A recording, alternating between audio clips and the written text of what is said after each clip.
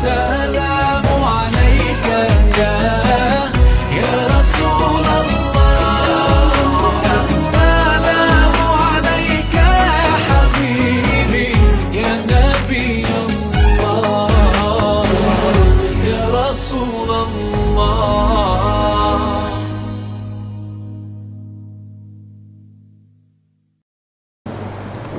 Assalamualaikum warahmatullahi wabarakatuh. Waalaikumsalam.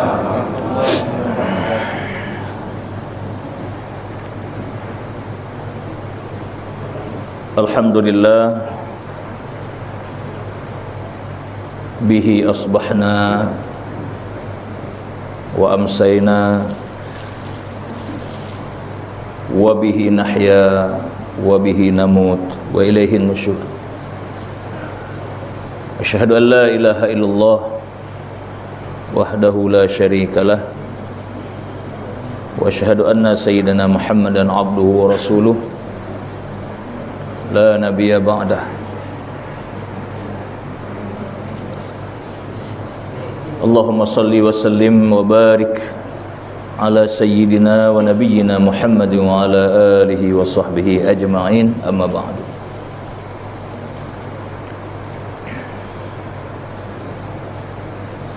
Yang terhormat Bapak Direktur beserta seluruh jajaran pimpinan dan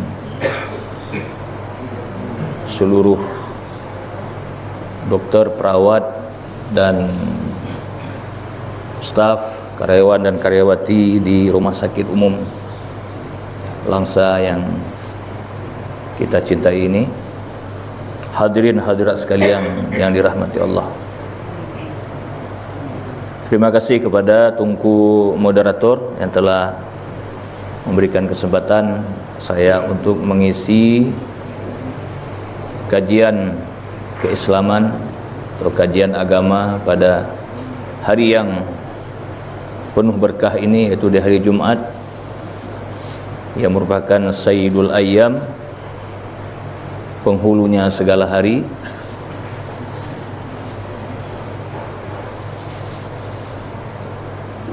Yang kita umat Nabi Muhammad sallallahu alaihi wasallam diberikan keistimewaan di hari yang mulia ini dengan ampunan Allah, dengan rahmatnya, keberkatannya,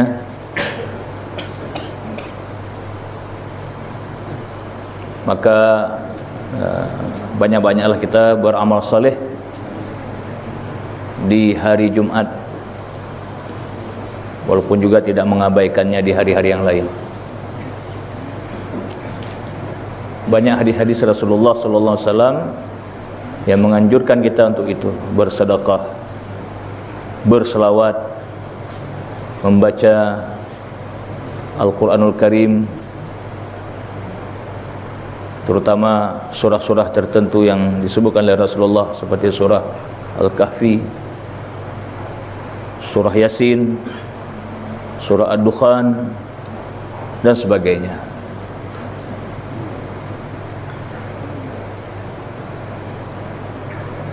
Semoga keberkatan di hari Jumat ini akan mengalir kepada hari-hari kita selanjutnya, hari Sabtu, hari Ahad, Isnin dan seterusnya. Dalam 7 hari yang Allah berikan nikmat kepada kita, sebagaimana Allah menciptakan 7 lapis langit, 7 lapis bumi, dan 7 hari untuk hambanya mengisi kehidupan di atas permukaan bumi ini.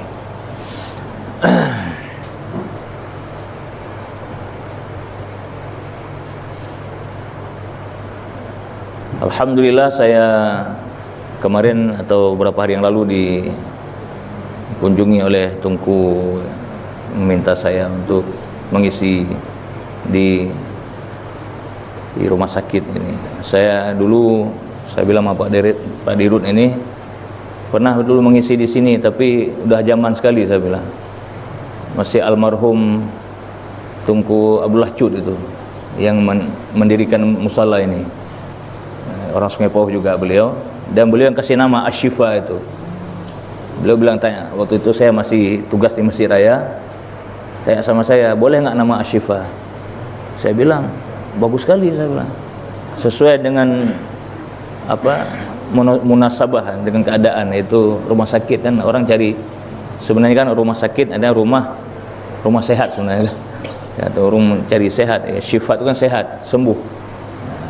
Maka waktu itu asal saya siapa direknya, entah Pak Azhari entah siapa waktu itu. Oh ya betul. Nah, sebelum beliau pindah ke Medan waktu itu ya. Ya itu ingat kali saya dikasih nama lah Asy-Syifa.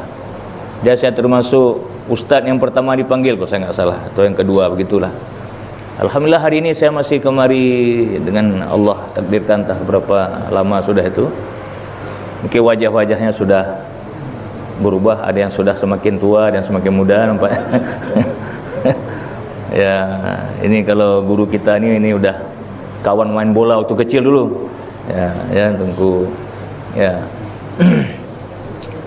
Nah, cuma saya lihat ukurannya masih segini aja ini musala. Ini yang nggak berubah namanya. Orang sudah berubah, musala belum berubah.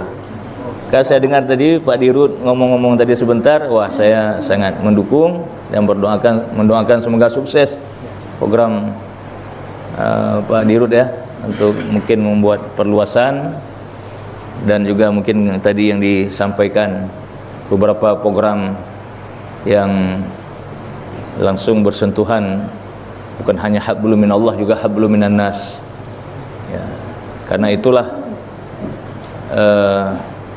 ajaran pokok yang diajarkan oleh Rasulullah SAW untuk kita beroleh kebahagiaan adalah dengan menjalin dua hubungan saja. Duriban alaihimuz zillah ainama thuqifu, kamu tidak akan bahagia, kamu tidak akan senang, kalian akan hina, zillah, hina, ainama thuqifu, dimanapun kamu berada, illa bihabli minallah wa habli minan nas, kecuali mereka yang senantiasa menjalin hubungan yang baik dengan Allah, yang kita sebut dengan hablum minallah, dan juga hubungan baik dengan sesama, hablum minan nas. Dari dua ajaran pokok inilah maka ada ibadah-ibadah yang diatur dalam syariah ini. Kalau kita bicara seperti salat, itu mungkin hablum minallah, puasa juga begitu. Namun ada zakat yang ada hablum minan nasnya, ada sedekah, ada infak dan sebagainya. Jadi dari dua soko guru ini maka lahirlah turunan-turunan hukumnya yang berhubungan, sehingga terbentuklah yaitu hukum Allah, hukum Rasulullah dalam berbagai disiplin ilmu yang bersumber daripada Al-Quran dan Sunnah Rasulullah Sallallahu Alaihi Wasallam. Ada ilmu tauhidnya, ada ilmu fiqihnya, ada ilmu tasawufnya dan sebagainya. Bapak Ibu sekalian yang saya muliakan, jadi semoga pertemuan ini sekali lagi penuh dengan keberkahan, dan walaupun sebentar tapi memberikan manfaat terutama kepada saya pribadi yang tentunya masih banyak kekurangan dalam menjalin hubungan juga dengan Bapak Ibu sini. Mungkin ada yang baru kenal, ada yang belum kenal, atau mungkin sudah pernah kenal sudah lupa ya. Nampaknya ini banyak yang sudah lupa. Ada wajah-wajah yang sudah lama saya kenal, alhamdulillah hari ini berjumpa kembali. Bapak Ibu sekalian saya muliakan, tema yang diberikan lumayan menarik tapi berat barangkali, tapi sama-sama mari kita lihat, yaitu tadi disebutkan, yaitu menyertakan Allah dalam kehidupan gitu, dalam menghadapi segala perkara dalam kehidupan. Kalau kita lihat kalimat secara bahasa Indonesia itu menyertakan Allah, berarti kita menyertakan Allah. Berarti kalau dalam bahasa Indonesia itu kita ini subjek, ya, menyertakan kata kerja apa ya, adjektif, ya. Allah objek kan gitu, ya, menyertakan Allah, kita menyertakan Allah. Berarti kita pasif, kita aktif, subjek kan aktif, Allah objek, pasif, ya, kalau gitu Pak. Ini kita bahas kalimat dulu nih, walaupun ini bukan apa-apa, saya ingin mulai dari sini dulu. Jadi kita menyertakan Allah, kita menjadi subjek, Allah menjadi objek. Berarti kita pasif, kita aktif, Allah yang pasif. Sebenarnya itu judul salah. Nggak apa-apa, nih bukan salah diagnosis, bukan. Tapi sebenarnya kalau kita kaji, judul nggak salah. Tapi kalau kita kaji sesungguhnya, secara keilmuannya, sebaliknya sebenarnya. Yang aktif itu Allah, kita yang pasif. Allah menyertakan kita sebenarnya. Nah, dibalik judulnya, Allah menyertakan kita. Memang sopannya begitu, kita menyertakan Allah, memang harus begitu. Tapi dalam hakikatnya Allah lah yang aktif, kita yang pasif. Allah menyertakan kita. Sekarang kita tanya, yang menciptakan kita atau Allah? Allah. Berarti Allah yang aktif kan? Kita diciptakan, ya. Yang memberi rezeki kita atau Allah? Allah yang aktif. Kita pasif, kita diberi rezeki, bahkan ditentukan lagi rezekinya. Nggak akan lebih dari rezeki itu. Kalau dalam orang Aceh bilang itu bukan langkah, pulang langkah rezeki pertemuan maut, ya kan? Sebenarnya itu ada hadisnya, cuma sudah dibahasakan dalam bahasa, ada hadisnya, sudah ditetapkan oleh Allah, yaitu rizkinya, kemudian ajalnya, kemudian bahagianya, dan celakanya. 4 macam ditetapkan, ditulis oleh malaikat, diturunkan oleh Allah malaikat kepada setiap ibu yang sedang hamil, kehamilannya sudah 120 hari. Sudah ada roh, ditiupkan roh 120 hari kehamilan seseorang, ditiupkan roh, kemudian diutus malaikat. Ditulislah 4 perkara tadi. Termaktublah hadis sahih, ya. Kalau nggak salah riwayat Bukhari dan Muslim, ya, ada dalam kitab Matan Arba'in An-Nawawiyah dan berbagai kitab hadis. Semua kita, apa yang ditulis di situ, 120 hari. Ini jadi dirut rumah sakit, jadilah. Kalau nggak ditulis nggak jadi Pak. Gimana pun di lobi nggak akan jadi. Ya, seandainya di lobi, ini nggak jadi lobi Pak. Ya, nggak akan jadi, apapun diusahakan nggak jadi. Gitu. Dulu saya nyalon wali kota, nggak ditulis oleh Allah, nggak jadi. Tetap jadi ustaz aja. Nggak lobby juga. Nggak bagi-bagi gitu Mas kalau lobby. Ya, begitu Pak, nggak akan jadi. Ini juga udah calon-calon lagi nih kan, udah sibuk-sibuk. Itu sudah ada catatan semua. Maka kita santai aja lihat yang naik itu. Ya, ayo usaha-usaha terus. Tapi yang disebut dengan qada dan qadar Allah sudah ada. Itulah Allah yang aktif, saya bilang tadi. Sudah ngatur hambanya semua. Ya. Semuanya, bukan hanya kita manusia. Lat batat kaya batai istilahnya. Seluruhnya makhluknya sudah diatur oleh Allah. Ya. Ini ke depan siapa wali kota Langsa sudah ada tuh. Santai aja, yang naik-naik terus. Ini gubernur Aceh ini lagi sibuk kan. Nah, ada yang dari Daya, ada yang dari macam-macam kan. Nah, gitu. Ya, saya mau kampanye lah pokoknya. Artinya ya masing-masing kita lah. Ya, tapi saya bilang gitulah, sudah ada ketentuan Allah. Itu kita lihat di Jakarta heboh sekali Pak Anies, tapi enggak jadi. Macam cara, memang enggak ditulis oleh Allah pada beliau begitu banyak prestasi. Tapi kalau Allah enggak menakdirkan ya enggak juga, jalannya tertutup. Mungkin ada jalan lain, itu takdir selanjutnya, tapi yang episode ini sudah berakhir dulu. Itu ke hong kada rai long ada. Gitulah kita Pak. Jadi saya katakan tadi, Allah yang aktif mengatur hambanya. Jadi kalau tadi ada kita menyertakan Allah, sesungguhnya Allah yang menyertakan kita. Mana dalilnya? Coba lihat dalam Al-Quranul Karim, banyak sekali ayat yang disebut innallaha ma'a, innallaha ma'a, innallaha ma'a. Artinya sesungguhnya Allah beserta. Menyertakan itu dalam ilmu tasawuf disebut ma'iyah. Ma'iyah, ma'a tadi beserta, ma'iyah berarti nisbahnya suatu kondisi di mana seorang dekat dengan Allah. Kenapa dia dekat dengan Allah? Ma'iyah kebersamaan artinya. Kayak kita hari ini, ma'iyah kita hari ini, artinya bersama-sama, kumpul semua. Ma'iyah hari ini. Inni ma'akum kalau saya bilang dalam bahasa Arab. Sesungguhnya saya beserta bapak-bapak ibu-ibu sekalian. Kan ma'iyah hari ini. Coba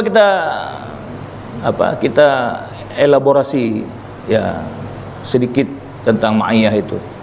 Kita lihat saja beberapa ayat Al-Quranul Karim yang sudah sering kita hafal-hafal. Mungkin kalau saya tanya pasti jawab semua. Kira-kira ibu sering bilang apa itu kalau innallaha ma'a? Nah itu loh saya. Dan dalam saya juga innallaha ma'as sabirin. Karena banyak masalah Pak selalu. Jadi ketika nih mungkin laporan belum beres, aduh sabar, innallaha ma'as sabirin kata kawan ya. Ya betul, itu memang ada ayat Qur'annya.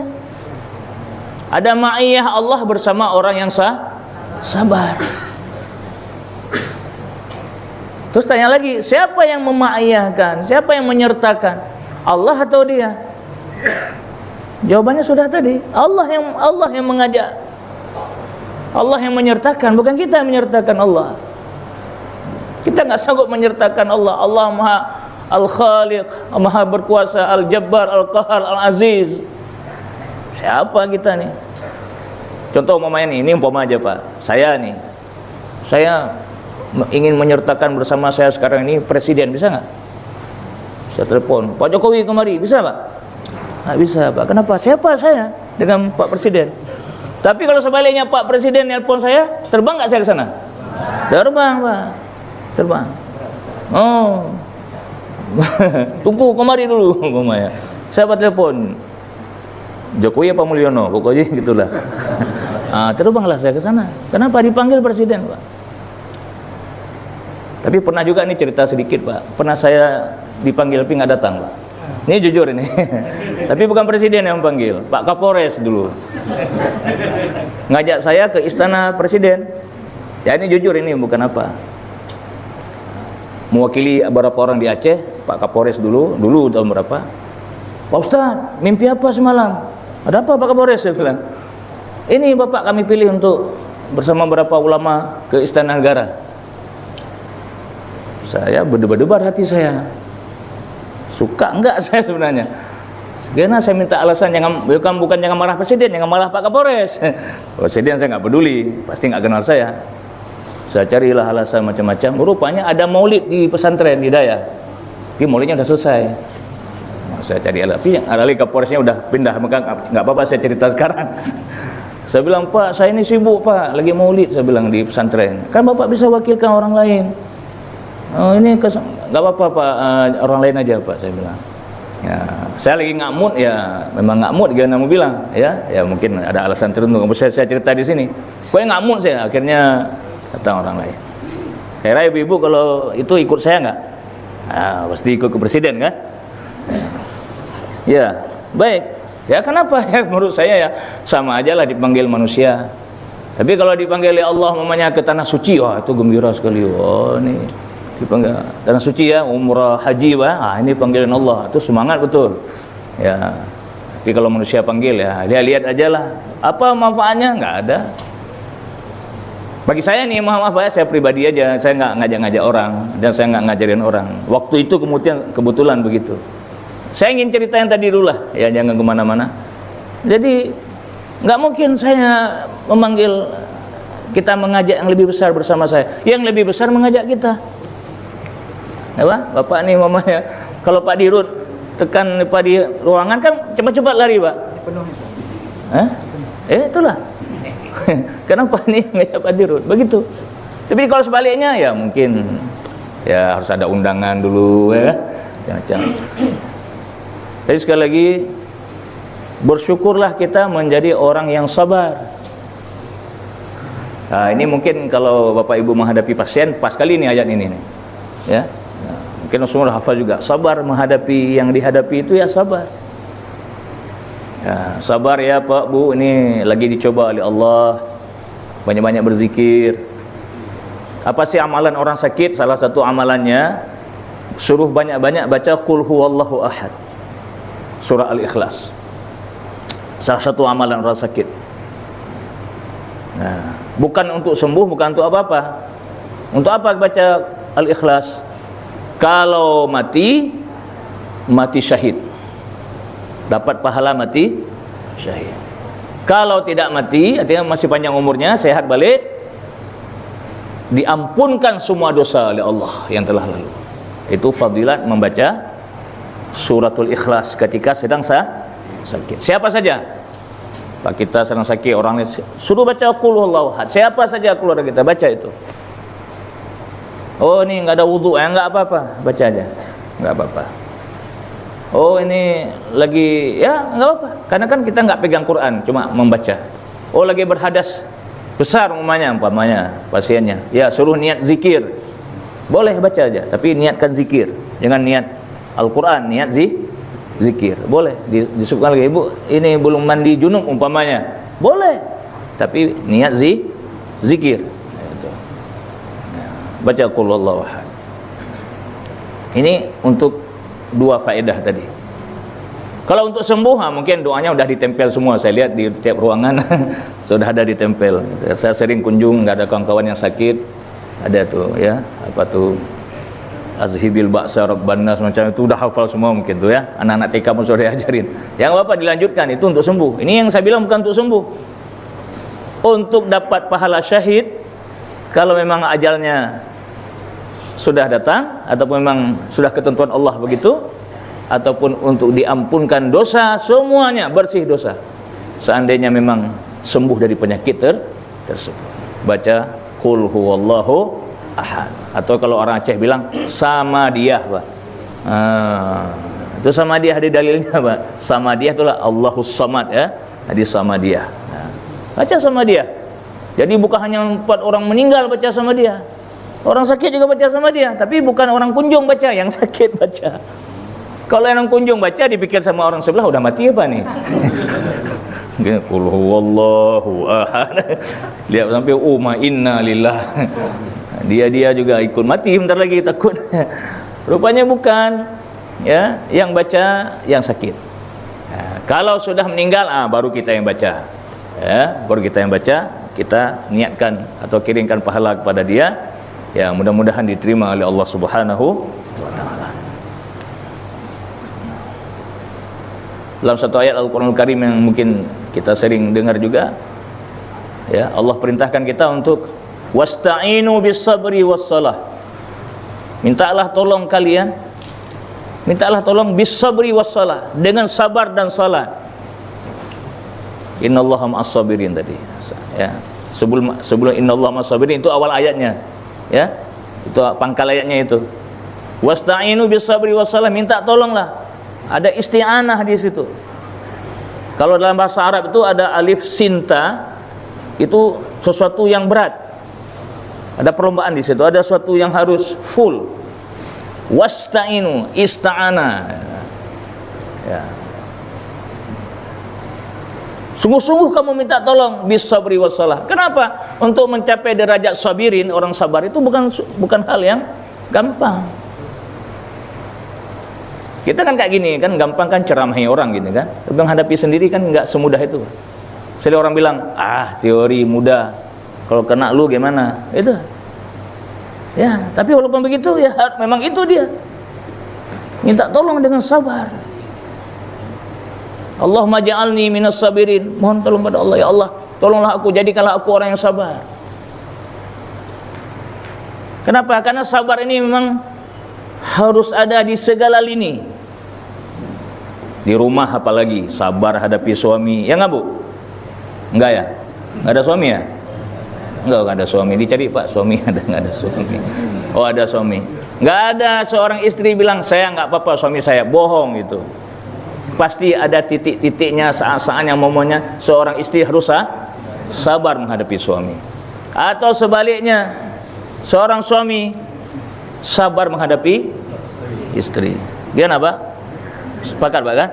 Jangan bilang-bilang sama saya Pak Ustadz istri saya bidadari. No. Nanti bidadari di surga. Sekarang baru calon bidadari. Ya Pak? Ya, tetap ada momennya kita harus sabar. Ya. Bulan madu itu hanya bulan-bulan pertama saja. Ya, enggak ada bulan madu selamanya. Bohong itu. Ya Pak? Bulan madu hanya bulan-bulan pertama saja. Selesai bulan madu, itulah kehidupan yang sesungguhnya. Ya, ada senang, ada susah, ada masalah, ada gembira, ada kecocokan, ada keretakan. Tapi kalau kita pintar mengolahnya dengan baik, ya nggak ada masalah, aman.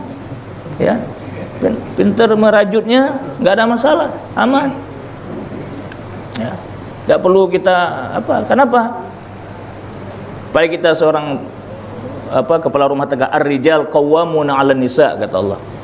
Seorang laki-laki adalah pemimpin dalam rumah tangga kepada istrinya, kepada keluarganya. Ya. Kita sebagai pemimpin ya harus menjadi wise, wisdom, kebijaksanaan, bijaksana. Ya. Ya. Khuliqatil mar'ah min dhal. Sebutkan dalam satu hadis wanita itu diciptakan dari tulang rusuk. Tulang rusuk itu ada nggak tulang rusuk yang lempang? Enggak Pak, sudah saya periksa semua tulang rusuk manusia, tulang rusuk hewan. Tapi nggak tahu lah ibu ini ahli anatomi, ada nggak tulang rusuk yang lempang? Ada? Binatang apa tuh? Nggak ada Pak ya? Oh udah patah baru lempang ya? Betul. Ini jujur Pak, udah patah baru lempang. Nggak ada Pak, apapun makhluk kalau tulang rusuk tetap bengkok. Makanya hati-hati. Gimana jangan sampai patah, pelan-pelan diurut. Artinya seorang pemimpin butuh kesabaran. Nggak boleh main hantam kromo. Ya, pimpin apa saja dalam rumah tangga, sabar kita menghadapi. Kalau begini tipe istri kita, begini cara kita menghadapi. Anak kita juga nomor 1, nomor 2, nomor 3, nomor 4, belum tahu kah? 5, mantap. Kalah saya. Saya sampai 4 aja karena saya 4. Rupanya ada lawan 5. Pak Dirut berapa? 4. Oh sama kita 2 Pak. Tambah lagi Pak. Sedikit kali. Ya, kalau masih mungkin ya. Tapi anaknya bukan istrinya Pak. Anak itu. Itulah makanya saya bilang. Jangan nanti Pak Dirut dengan disuruh tambah sama Ustadz. Saya bilang tambah anaknya. Ya. Hadir. Ya, baik. Hadir katanya. Kalau nggak hadir berarti baik. Bapak Ibu sekalian saya muliakan. Ya, itu jok-jok saja Pak ya. Itu jangan dibuati. Yang saya ingin sampaikan ini tadi adalah bagaimana kita menjadi bijaksana sebagai seorang pemimpin. Itulah juga kesabaran. Makanya minta tolonglah kepada Allah menjadi orang sabar. Wassalah. Dan minta tolonglah kepada Allah untuk jadi ahli salat. Tapi ujung ayatnya innallaha ma'as sabirin, bukan innallaha ma'al musallin. Kenapa? Sesungguhnya Allah bersama orang yang sabar. Enggak ada ayatnya sesungguhnya Allah bersama orang yang salat. Tadi ayatnya kan 2 pilihannya tadi, 2 kan? 2 item tadi, sabar dan salat. Tapi di ujung ayatnya innallaha ma'as sabirin. Sesungguhnya Allah bersama orang yang sabar. Kenapa enggak bersama orang yang salat? Atau ditambah gitu, innallaha ma'as sabirina wal musallin. Ada ya begitu. Sabirin titik. Kenapa? Karena sabar itu lebih besar dari salat. Orang yang sabar dia akan menegakkan salat. Sabar dia dengar azan, sabar nggak diikuti maksudnya pergi salat. Kan sabar dia. Sabar dalam beribadah kepada Allah. Makanya para ulama membagi sabar 3. Sabar taat kepada Allah, sabar menjauhi maksiat, sabar menghadapi musibah. 3 sabar. Di antara 3 ini yang paling sedikit pahalanya yang menghadapi musibah. Sabar ketika ada orang meninggal, ada orang sakit, ada kehilangan ini, kehilangan itu. Itu sabar tingkat paling rendah, Pak. Yang lebih tinggi dari itu sabar dalam berbuat taat.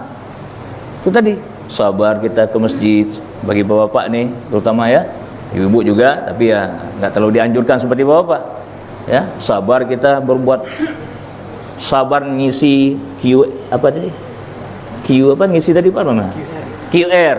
Nah, sabar. Artinya sedekah terus gitu, sabar dalam bersedekah, sabar. Betul luar. Kenapa? Berbuat taat terus itu sabar.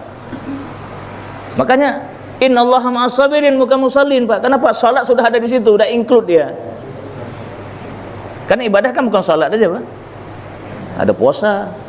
Orang sabar baru bisa puasa, sabar menahan hawa nafsu. Dan seterusnya. Kalau kita jabarkan panjang lebar, tapi itulah intinya menjadi orang sabar. Yang paling tinggi, sabar menjauhi maksiat. Lebih berat menjauhi maksiat daripada berbuat taat. Makanya rewardnya ini nomor 1 nih, 900 derajat dalam surga nanti. Kalau yang nomor 2 tadi 600 derajat dalam surga. Yang nomor 3 tadi sabar musibah, sabar karena sakit, sabar sama itu 300 derajat saja. Yang paling ringannya 300 derajat dalam surga. Ya. Yang nomor 2 600 derajat dalam surga. Yang nomor 1 ini, Pak, ini 900 derajat dalam surga. Jarak antara 1 derajat dengan 1 derajat bagaikan langit dan bumi. Bukan derajat kayak ini kita naik ke lantai 2 itu, Pak. Ya kan? Nah, lantai 2, lantai 3. Ya, nah, itu kecil itu. Kalau yang paling sekarang dibangga-banggakan itu gedung paling tinggi di Dubai itu, Khalifah apa? Burut. Tapi burut bahasa Aceh gawat itu. Harus pergi sama dokter kalau dah burut. Burj. Khalifah ya, itu. Hebat kan, Pak? Wah, luar biasa hebat. Tapi enggak ada apa-apanya itu dengan di surga. Ya. Belum ada 1 derajat pun itu. Derajat surga itu ma bainas sama wal ardh, antara langit dan bumi baru 1. Tadi 900 tadi. Siapa? Orang yang menjauhi maksiat. Dia maksiat. Sanggup enggak? Kayak nih maksiat di HP nih. Lagi lihat yang manis-manis gimana, Pak? Sanggup enggak dimatikan HP-nya? Enggak, paling lihat kelihatan kena hanam. Bukan dipindahin HP-nya, lihat ke belakang ada enggak yang menemani menonton ya. Maksiat kan? Sanggup enggak tuh? Itu maksiat kecil tuh. Maksiat kecil. Kalau orang suka main judi online ya, kalau kemarin apa namanya itu? Chip entah apa saya enggak ngerti itu, ya. Itulah habis waktunya tekan-tekan tuh. Ya, siang malam, pagi sore itu kerja. Kenapa? Ya, sangat menantang kan, Pak? Karena memang judi memang begitu dia. Judi itu memang ya memang dia menarik memang karena judi. Sanggup nggak kita hindari itu?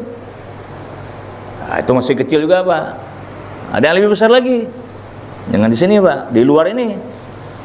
Uang segepok depan ya, dibuat sama orang, disogok sama orang. Sabar nggak kita nih? Tuh berkatakan jangan, ada nggak? Atau jangan, mari. Itu lebih berat lagi, Pak. Ya, menghadapi cobaan. Uang masuk, Pak, tapi nggak halal. Uang masuk tidak halal. Baik yang kalau zaman dulu konvensional langsung uangnya di depan, zaman sekarang banking. Nggak nampak uangnya memang, Pak, tapi tinggal TF. Tinggal WA aja, Pak ya. Kali kata TF. Trip lah ke? Kan. Ya, Pak? Bukan hak kita itu. Kalau tadi kita mengatakan ma'iyah, Allah bersama kita, kita bersama Allah, kan tidak berani kita yang begitu-begitu. Innallaha ma'as sabirin tadi kan, Allah bersama orang yang sabar, nggak mau tuh. Yang hak kita, hak orang jangan pernah. Ya. Kalau sudah Telanjur, kembalikan hak orang. Tanamkan nilai-nilai itu pada anak-anak kita. Tanamkan nilai-nilai itu. Maaf kalau bapak sebagai pejabat pada bawahan-bawahannya. Tanamkan itu semua. Aman Pak. KPK nganggur Pak. Tutup aja itu kantor KPK. Ya Pak. Pak Jaksa ya banyak nganggurnya juga. Tengah ngopi-ngopi aja, nggak ada kerja. Ini sibuk Pak Jaksa siang malam cari pejabat. Kenapa? Karena nggak sabar pejabatnya Pak. Nggak sabar. Nggak ada mengamalkan innallaha ma'as sabirin. Cuma terbayang sabirin itu orang sakit, orang mau mati, innallaha ma'as sabirin. Nggak sadar bahwa sabirin juga ketika kita menghadapi yaitu godaan yang sangat dahsyat. Ada satu lagi Pak. Ini bapak nih di atas uang lagi Pak, berat godaannya. Ya, siapa yang tahu? Ya, itu dia jawab wanita. Nah, tapi bapak-bapak yang sehat nih ceritanya. Yang sakit nggak tergoda lagi. Hanangan kagoda pun enggak. Ya, makanya orang bilang 3 harta, tahta, godaan, wanita dan Toyota. Ya, Allah menguji nabinya Nabi Yusuf alaihissalam dengan wanita cantik. Ya, Nabi Yusuf kan kita baca semua kan gimana itu cerita dengan Zulaikha. Sudah tinggal berdua saja. Ya, Yusuf ganteng, Zulaikha cantik. Ya. Nah, tapi apa yang terjadi? Walaqad hammat bihi wa hamma biha laula arra'a burhana rabbih. Sungguh Zulaikha sudah suka kepada Yusuf. Itu sudah jelas. Walaqad hammat bihi, Zulaikha memang sudah jatuh cinta sama Yusuf. Sudah fall in love. Ya. Sudah jelas tuh. Tapi Yusuf ketika Allah menceritakan Yusuf, bagaimana Yusuf? Walaqad hammat bihi wa hamma biha laula arra'a burhana rabbih. Dan Yusuf pun suka kepada Zulaikha seandainya dia tidak melihat tanda dari Tuhannya. Pertanyaannya, Yusuf sudah jatuh cinta enggak sama Zulaikha waktu itu? Tidak, hampir. Itulah ayat Allah baca dalam surah Yusuf itu. Tapi kalau Zulaikha, walaqad hammat bih. Sungguh Zulaikha sudah selesai. Artinya apa? Kalau memang Yusuf mau udah selesai. Ya. Tapi Yusuf wa hamma biha laula arra'a burhana rabbih. Dan dia juga suka kepada Zulaikha laula. Nah, ini kalau tunggu dari pesantren tahu kan kalau laula itu huruf apa kan? Seandainya kata Allah dia tidak melihat tanda dari Tuhannya. Diselamatkan oleh Allah. Kenapa? Karena Yusuf adalah juga seorang hamba Allah yang sabar. Diselamatkan oleh Allah. Kata sebagian ulama tafsir, apa maksud burhana rabbih di situ?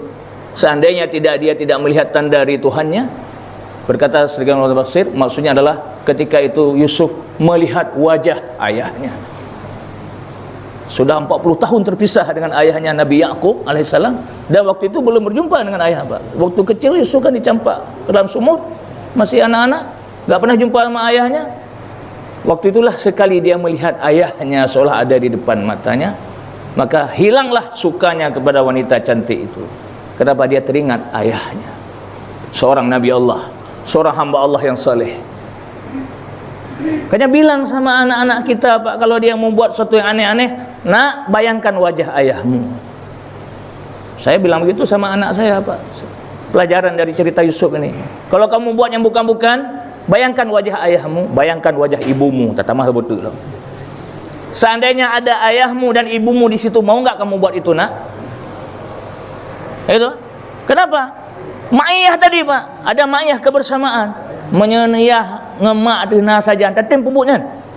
Tidak kan? Bayangkan wajah ayahmu. Walaupun ayahmu enggak ganteng, walaupun ibumu enggak cantik, enggak apa-apa, bayangkan saja.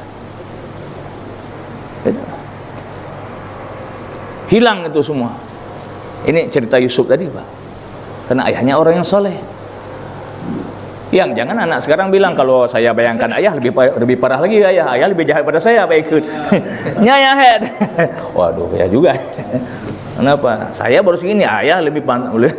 Jangan sampai begitu. Makanya semaling-malingnya maling, nggak mau anaknya jadi maling. Dia pesan lagi sama anaknya, kamu jangan yang maling seperti ayah, katanya lagi. Mungkin kalau yang begini ini pengecualian, Pak. Jangan bayangkan wajah ayah. Takut je ke pancuri 7 anda. Yang ke-6 melihat mah 7 seperti ayah dia. Baik, Bapak Ibu sekalian saya muliakan.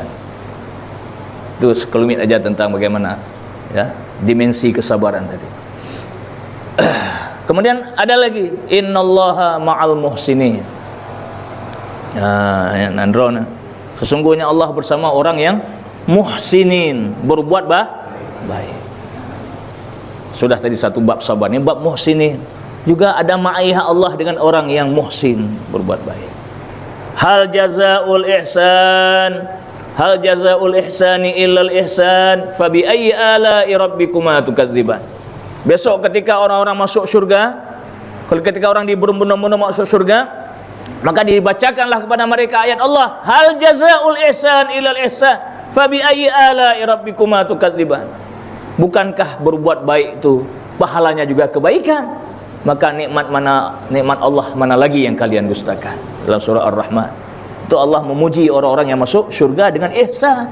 Hal jazaul ihsan ilal ihsan. Kenapa? Karena di dunia dia menjadi muhsinin, orang yang berbuat baik dalam segala hal. Kalau diajak bersedekah, diajak berinfak, diajak ya ada di saf paling depan, first lucky draw kalau istilah orang sana. Artinya orang pertama yang mau. Kalau misalnya ini, ayo ini saya mau bangun ini, mas siapa mau sedekah pertama? Langsung saya, Pak. Begitu tuh first lucky draw kalau orang British bilang, Pak. Artinya orang yang mau dia yang pertama yang beruntung begitu. Kalau kita nggak begitu, Pak, kan? Pulau orang Aceh, sedekah pun kalau dia sono. Siapa duluan? Artinya itu terakhir dia mana sih mana tu mengedarkan apa namanya tu, Pak? Sumbangan. Ini tulis dia. Ci drone pasal drone le. Gak sertuh je. Kalau dia momploh ke.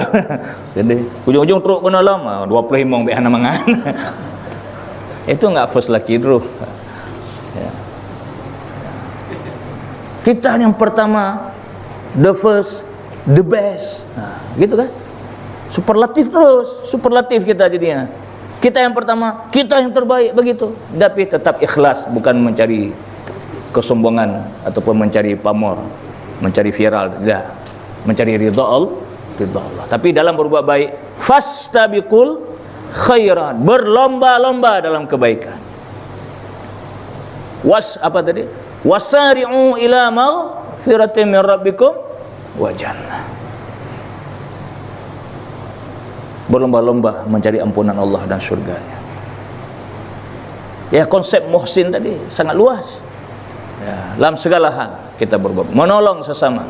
Tidak bisa kita tolong mungkin dengan biaya, kita tolong dengan nasihat. Ya. Nah, seperti kami ini, Pak, kan biasa kan nolong orang pakai nasihat, Pak. Enggak ada biaya. Enggak apa ya, memang enggak. Kalau orang datang sama Tungku, nih minta proposal. Ya, Pak? Ngejak Pak Tungku, pasti minta nasihat. Tungku, saya sudah cerai istri talak 3 gimana? Nyan terus Pak Tungku. Saya ini sudah begini, saya ini sudah begini. Nah, itu minta nasihat kan, Pak? Kita kasih nasihat, nolong juga. Tapi kalau datang ke pendopo, Pak, mana minta nasihat itu? Bawa proposal. Kenapa ya wali kota minta nasihat? Pak Wali, tolong nasihat saya, gimana saya sama istri, biar kajak kena kodih Pak Tungku kajak gede ke Pak Wali, kan gitu, Pak. Artinya salah alamat, walaupun mungkin dia bisa juga menasihati, tapi kan fungsi dia bukan itu. Dan saya rasa kalau Bapak Ibu di sini ini memang luar biasa. Ini apa namanya? Kalau bisa RSU diganti aja Rumah Sakit RSMU, Rumah Sakit Muhsinin, Pak. Memang ini orang berbuat baik semua sini, Pak. Ya kan, Bapak nolong orang yang sekarat, orang yang ya, Pak? Dan enggak ada tedeng aling-aling, enggak ada beda-bedakan. Oh no, ini orang kaya, ini orang sederhana, ini yang ada KTP, ini yang enggak ada KTP. Enggak ada, Pak, kan? Semua ditolong. Ini yang ada ya BPJS, ini yang nggak ada BPJS, nggak ada juga, Pak. Semua ditolong. BPJS belakangan aja, ini ditolong dulu nih. Masalah ADM, Jangan sampai, tapi nggak di sini Pak, saya pernah lihat di TV itu, entah daerah mana, sampai meninggal pasiennya Pak. Tapi bukan di Aceh Pak, di Ukraina, ya sana. Sampai pasien nggak ditangani, ada yang bawa pulang pakai Chevrolet Pak. Ya, kenapa? Ya, melahirkan di motor Chevrolet, kenapa? Nggak mau ditangani, karena biaya bersalin sesarnya mahal, nggak ada yang sanggup bayar. Insya Allah Rumah Sakit Al-Ansar belum pernah kita dengar seperti itu. Kalau ada saya akan datang lagi berceramah lebih keras lagi. Kalau ada, tapi kalau diundang, kalau nggak diundang gimana saya mau ceramah? Ya. Insya Allah kita belum pernah dengar di Rumah Sakit Al-Ansar ada kasus seperti itu. Menolong hamba Allah. Kalaupun dia nggak ada uang, oh dah keluarkan uang kita sendiri, Kalau memang perlu uang, nah ayah bapak. Berangkat kita jadi dokter sekaligus jadi muhsinin tadi. Kenapa? Mencari ridha Allah, bukan mencari ridha orang lain. Nggak tahu pun nggak apa-apa. Nggak perlu diekspos pun, nggak perlu masuk koran, nggak perlu. Ya, sudah ada semua catatan dalam koran, rekening korannya malaikat apa? Raqib, ya, atid ya, raqib yang baik ya. Sudah ada rekening korannya malaikat raqib itu sedang catat mayal fidhu min qaulin illa ladaihi raqibun atid. Tidak ada satu lafal pun yang diucapkan kecuali sudah ada dalam korannya raqib dan atid. Dan nggak bisa di print di dunia Pak, rekening koran Pak, nanti di akhirat di printnya Pak. Ya, Iqra kitabak kafa bi nafsika al-yawma 'alaika hasiba. Bacalah catatan amalmu, cukuplah kamu menjadi juri untuk dirimu sendiri. Nggak perlu penilaian. Lihat sendiri apa yang kamu lakukan. Iqra kitabak. Baca. Kemana kamu layak? Ke surga kah? Ke neraka kah? Baca saja apa yang kamu lakukan. Saya rasa ini aja Pak materinya, masih banyak lagi ma'iyah lain, kita simpan aja kalau diundang lagi nanti. Ya. Masih banyak, ada beberapa. Ini saya jelaskan dua saja hari ini. Ya, ma'as sabirin dengan ma'al muhsin. Masih ada ma'a yang lainnya, insya Allah pada kesempatan yang lain. Saya kembalikan dulu, mungkin ada agenda lain, entah kita tanya jawab. Ya. Silakan pada ibu bapak yang ingin bertanya, silakan. Mungkin ada yang ingin bertanya berkaitan dengan tema kita pada hari ini boleh, ataupun yang ingin bertanya di luar tema pada saat itu juga boleh. Kita batasi 3 pertanyaan saja. Boleh Pak. Waalaikumsalam. Berkaitan dengan sabar, sering kita dengar di masyarakat sabar itu ada batasnya. Oh ya. Kemudian ini masalah musibah. Sering kita lihat orang sudah apa ya sebenarnya berguling-guling dulu, dinasihati, baru timbul rasa sadar. Itu apakah masih ada malas sabarnya atau kapan sebenarnya sabar itu kita? Ya, langsung jawab dulu. Berat. Iya, kata-kata itu memang sudah sangat viral tuh Pak ya. Sabar ada batasnya, ya kan? Tapi saya belum pernah ketemu ada dalam Al-Quran begitu. Ada ayat begitu. Semuanya sabar ada batasnya. Belum ketemu, nggak tahu ini tunggu. Atau dalam hadis, tunggu. Tanya juga kan? Ada nggak? Saya belum pernah dapat itu. Memang dalam masyarakat kayak itu sabar ada batasnya. Ya.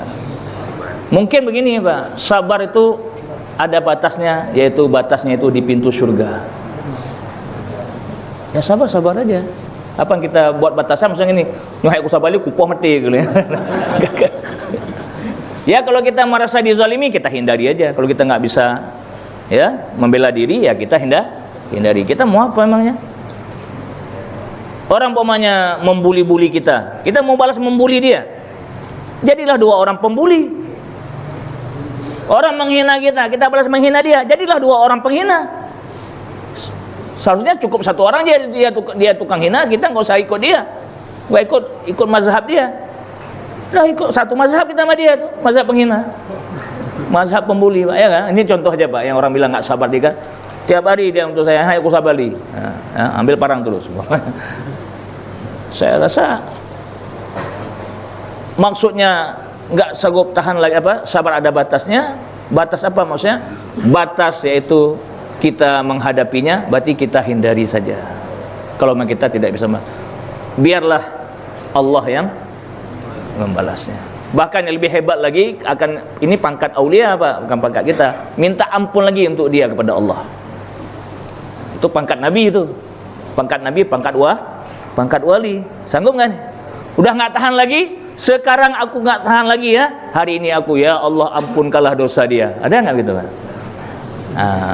Waktu nggak tahan lagi, justru minta ampun untuk dia. Ya Allah berikan petunjuk kepada dia. Ini limited edition Pak. Ya, barang langka Pak ya. Nah, ini barang langka. Tapi ya begitulah seharusnya.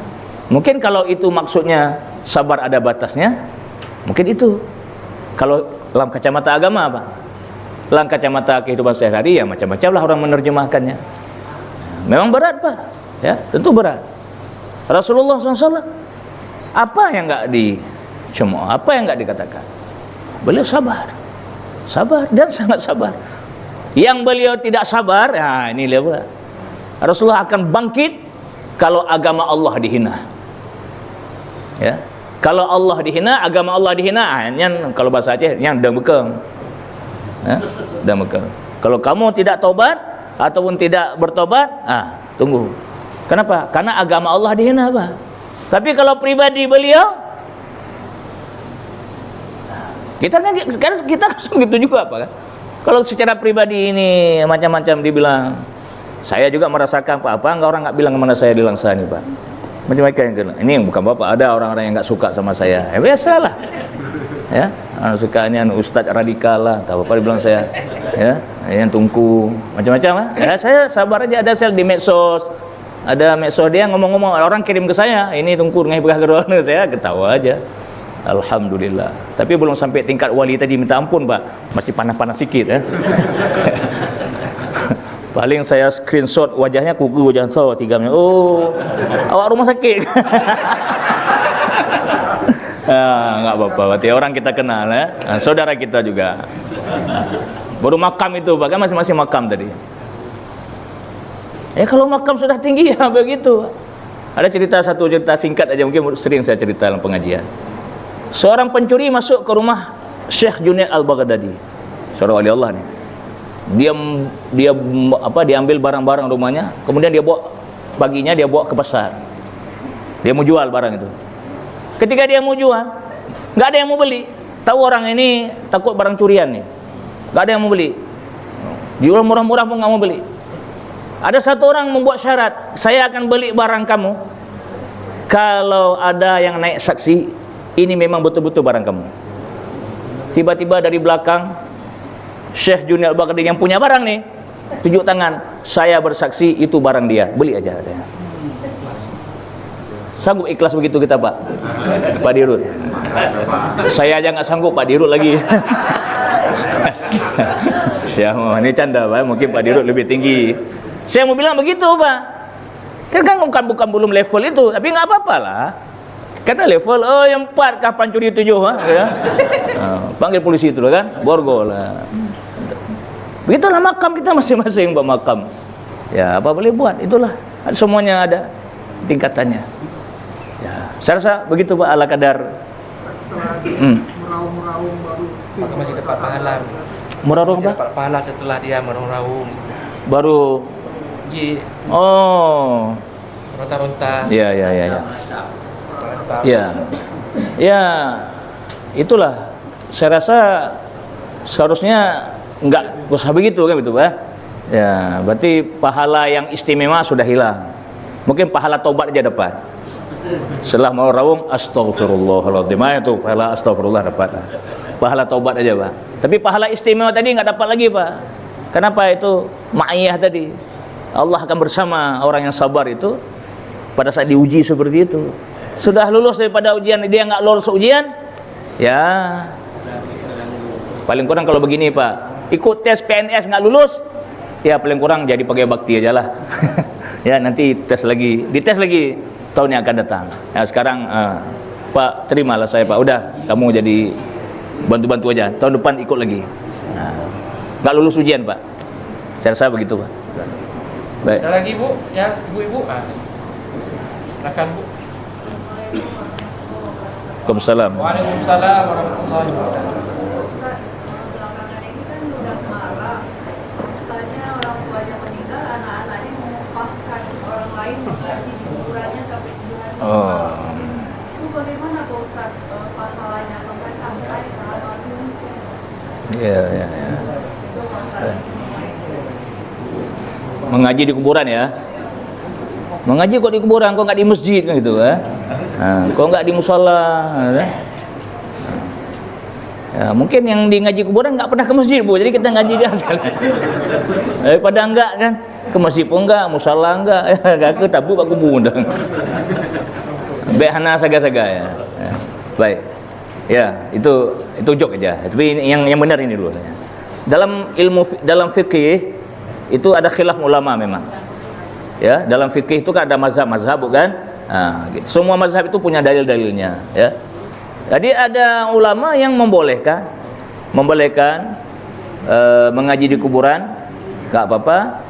Mengambil upah bagaimana? Mengambil upah itu ada dua pendapat juga. Kalau dia ambil upah boleh, tapi dia nggak dapat pahala. Yang ngaji itu karena udah ambil upah. Pahalanya untuk mayat aja gitu. Itu satu pendapat. Yang satu mengatakan dia dapat juga pahala dunia, dapat pahala akhirat juga dapat. Salah satu kutu-kutu pesantren ini yang mazhab kedua ini diambil nih. Kan numpuk dua pahala, upah demo. Baik, itu tadi saya mau bilang bahwa masalah itu khilafiyah. Artinya beda-beda pendapat ulah. Jadi kalau ada orang ngaji di kuburan ya udah fine-fine aja Pak, jangan usah bid'ah-bid'ah lah. Ya. Yang nggak mau ngaji pun oke lah, nggak apa-apa juga lah. Nggak rusak juga agama Islamnya Pak. Khilafiyah kan kita hormati gitu Pak. Fine-fine aja Pak.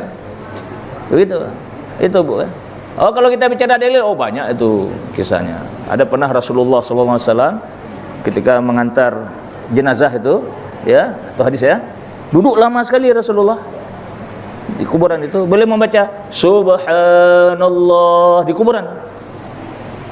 Diulang-ulang Subhanallah, panjang-panjang dibacanya. Subhanallah, Subhanallah. Karena sahabat ini lihat Nabi lagi baca Subhanallah, ikut semua. Ya kan biasa bagaimana komandan kan begitu bawahan. Ya Pak? Subhanallah, kakak berzikirlah ramai-ramai di kuburan itu karena Nabi baca Subhanallah.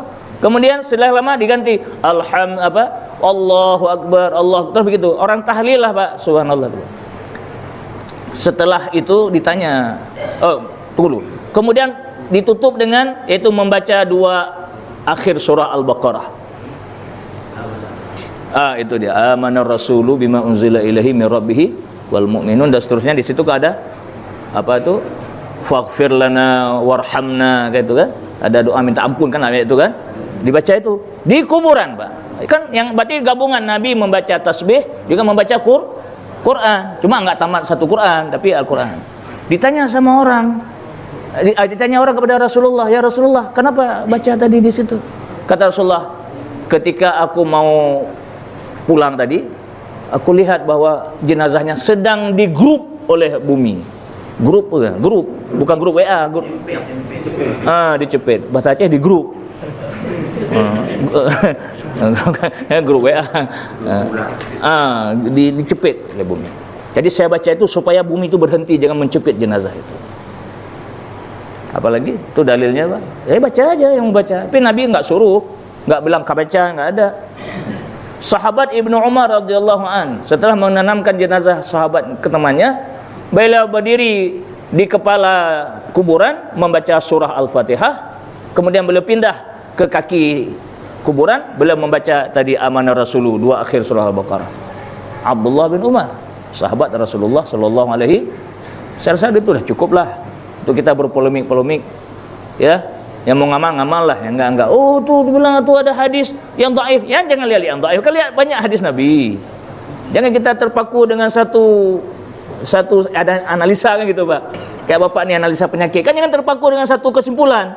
Coba masuk lab lagi kan gitu Pak. Pikir tipes, rupanya DBD. Maaf ya, ini saya cuma tahu itu aja kan gitu Pak. Jangan dengan sekali masuk lab langsung ambil keputusan operasi. Padahal kakaknya penyakit yang dioperasi waktu dibuka, bukan, tutup cepat-cepat.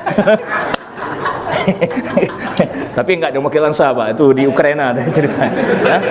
Salah diagnosis, maka disebutlah malpraktek, ya. Insyaallah langsung ada. Itulah dia coba beberapa kali doa, udah memang itu aja keluar hasilnya, berarti sudah positif. Oke, operasinya gitu, Pak. Ini gitu juga kayak tadi hadis, Pak. Kalau ada yang dhaif, jangan terpaku dengan yang dhaif itu. Sehingga ustaz-ustaz yang ngomong gitu, dhaif bila itu kan terpaku dia gitu. Jangan terpaku, ya. Terus belajar lagi, banyak dari dalil itu. Nah, makanya ulama itu kalau kita baca kita fikih ulama, jadi pintar kita, Pak. Kenapa? Karena ulama itu luas sekali ilmunya. Tapi tidak mau menyalahkan orang lain yang dia memang ya udah nggak apa-apa. Tapi kayak saya bilang tadi, nah, saya gitu aja kayak orang meninggal ada mau tahlil lah, nggak mau pun nggak apa-apa. Ya, Pak, gitu aja. Yang mau jangan menyalah-nyalahkan yang nggak mau, yang nggak mau jangan juga sebaliknya. Udah nggak apa. Coba kalau tanya kalau saya gimana ya, saya mau. Ya kenapa? Ya namanya juga usaha, Pak. Usaha minta ampun sama Allah kan. Kita baca kuburan di kuburan. Mau saya. Tapi itulah dananya berapa tuh? Enggak, maksudnya kan ini 7 hari 7 malam kan panjang ceritanya, Pak. Kita nggak masuk kantor nggak cari uang kan nih. Tungku-tungku yang ngaji ini kan perlu uang juga kan, Mbak. Masa suruh baca Quran? Ya inta-inta ayam penyet tapi ya baju ayam penyet. Paling-paling kan dapatlah baju-baju koko baru habis itu kan. Baik begitu, Bu ya. Sekali lagi, baik. Ya. Oh ya, baik.